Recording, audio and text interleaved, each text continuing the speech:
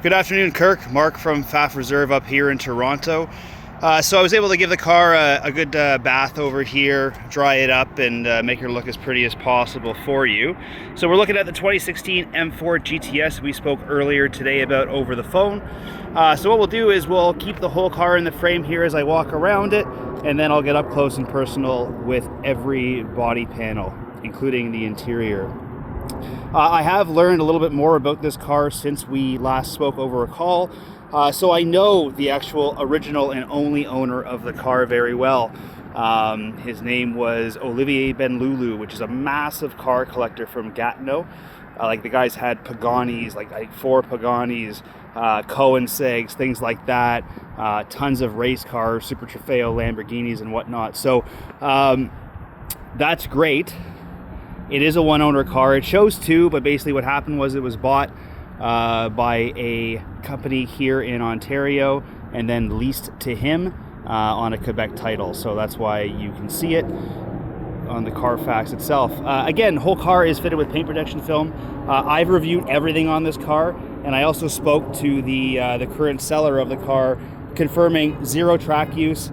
Olivier never tracked this car. He has a bunch of other toys that he can enjoy on a racetrack that are dedicated toys as opposed to, dual purpose.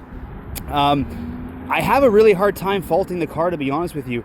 Outside of a few stone chips here and there and the PPF lifting minorly in some corners, the car shows extremely well. So what we're going to do is we're going to start with the passenger side of the hood here, and we're going to go up, and we're going to cover the whole surface here while I pinpoint some of where the PPF film itself has done its job. So, for example, right here, you can see, obviously a rock chip came up here, tore the film a little bit, but didn't go under the paint. Same with this one here, and one over here just below the hood snorkel itself. We'll continue on down the hood, moving closer to the passenger side. Driver's side, and again, hardly anything to point out here. 2 little tiny guys, one little one here. That looks like actually a speck of dust underneath the film itself. We'll move to the front bumper of the car.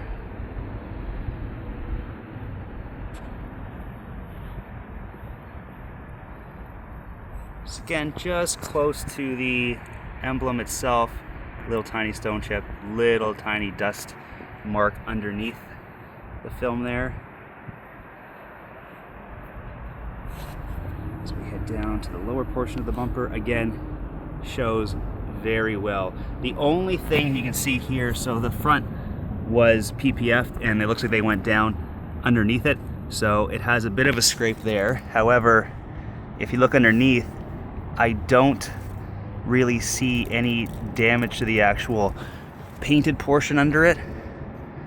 Maybe a little bit right here. Yeah, there's a little bit of a scratch right there underneath it. Again, very minor and kind of expected when it comes to cars like this with these extended front chin spoilers. But for the most part, it shows very well. So moving back onto the front bumper itself. Again, there's a little stone chip right there, actually a little 2, another little guy there. But outside of that, I mean, the car is in great shape. We'll start walking down the driver's side of the car. So as I mentioned before, outside of those little imperfections, you can see the film just started to lift a little bit here. That can always be trimmed. I mean, we could try to heat it up and stick it back down. Can't make any promises there. Wheels are free and clear of any road rash.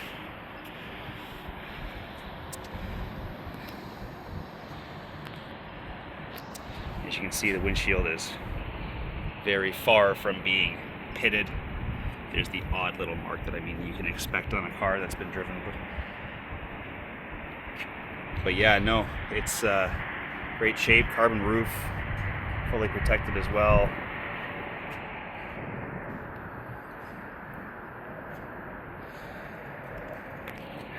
Down the door.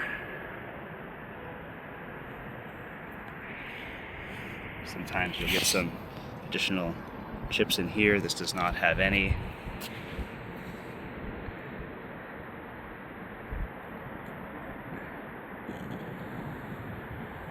Now you will see down here, unfortunately these lower skirts do flare out a little bit, so you can see, hopefully you can see it there, there's a bit of, you know, light stone chips in the film itself, but not the paint.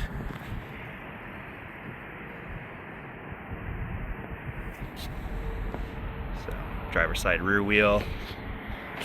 Moving down the top side of the trunk, the beautiful carbon spoiler and those aluminum uprights.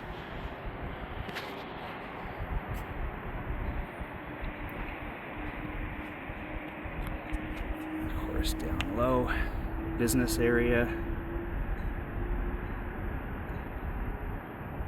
So you can see here, film's again lifted ever so slightly, just a curved surface. Sometimes, you know, they will end up lifting a little bit.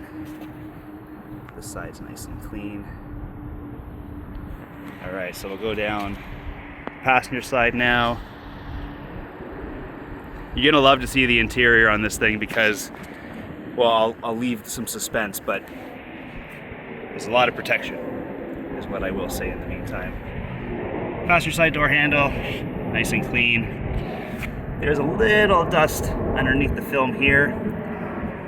And some little tiny guy here, little dust there, and of course, down low, very, very faint on this side, more apparent on the driver's side, at least the skirt itself. Mirror casing, front fender, and front passenger rim. So now what we'll do is we'll move inside the car. So, car shows very, very well. In fact, easy way to tell it hasn't been abused or driven a lot is the condition of the Alcantara on the steering wheel, which I'll show in a second, but this is the protection I was talking about. So it looks like this has been on the car since day one. Again, I can't confirm it, but looking at everything underneath here, I don't see any signs of any like scratches. I mean, even the floor mats themselves are still wrapped in the protective plastic. Steering wheel itself, Alcantara tends to get very tired looking. It starts to bunch up and stuff and loses that nice kind of feel. This steering wheel is still in very, very new condition. I'm just going to zoom out a little bit here so we can capture more of the interior. See, the shifter itself is in good shape as well.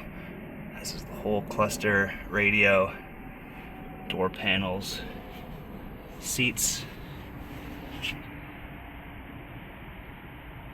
Again, this is just Alcantara, which is why it looked a little bit off in color. It always brushes in different directions and changes the appearance. And of course, that beautiful roll bar in the back that shows zero signs of ever having any harnesses installed. You usually see tool marks back there, but yeah, it's just a very nice, clean example. One owner car.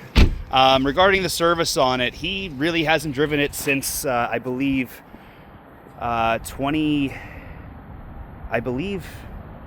you know what, I'll double check. I do have the last time it was serviced inside the car, and I'll include it in an email, but it has sat for a while. He's a collector, so the car is due for a service for sure. I spoke to the seller. He's happy to do that. Obviously, we want to make sure you have the best experience when you're buying a car like this, whether you're local or out of country. So I hope this helps, Kirk. I'll send it over to you and let me know your thoughts.